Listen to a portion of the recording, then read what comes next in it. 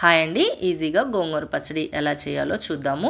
So stove on చేసి pan పెట్టుకొని oil add చేసుకోవాలి. ఆయిల్ కొంచెం హీట్ ఎక్కనిచ్చి 1 స్పూన్ మెంతులు, 1 స్పూన్ జీలకర్ర, ఒక 2 స్పూన్స్ ధనియాలు యాడ్ చేసుకొని ఆయిల్లో ఫ్రై చేసుకోవాలి.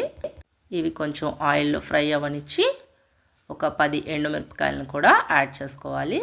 సో కొంచెం కలర్ షేడ్ మారే వరకు ఫ్రై చేసుకోవాలి. సో ఇలా ఫ్రై అవ్వనిచ్చి ఇవి తీసి పక్కన పెట్టుకోవాలి.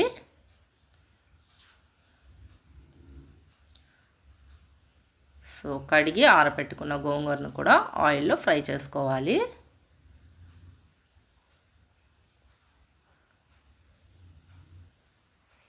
సో గోంగూర తడి లేకుండా కడిగి ఆరబెట్టుకోవాలి ఫ్యాన్ కింద.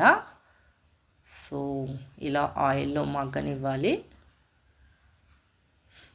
ఇలా మగ్గనిచ్చి ఇంకా స్టవ్ ఆఫ్ చేసుకోవాలి. సో మనం ఫస్ట్ ఫ్రై చేసుకున్న ఎండుమిరపకాయలు అవి మిక్సీ కొట్టుకోవాలి. ఒక పెద్ద సైజు చిందులపై కూడా యాడ్ చేసుకోవాలి. సో సాల్ట్ కూడా యాడ్ చేసుకుందాం ఇప్పుడు. సో ఒక 2 స్పూన్స్ సాల్ట్ యాడ్ చేసుకొని మనం ఫ్రై చేసుకున్న గోంగూరను కూడా యాడ్ చేసి మిక్సీ కొట్టుకుంటే గోంగూర పచ్చడి రెడీ.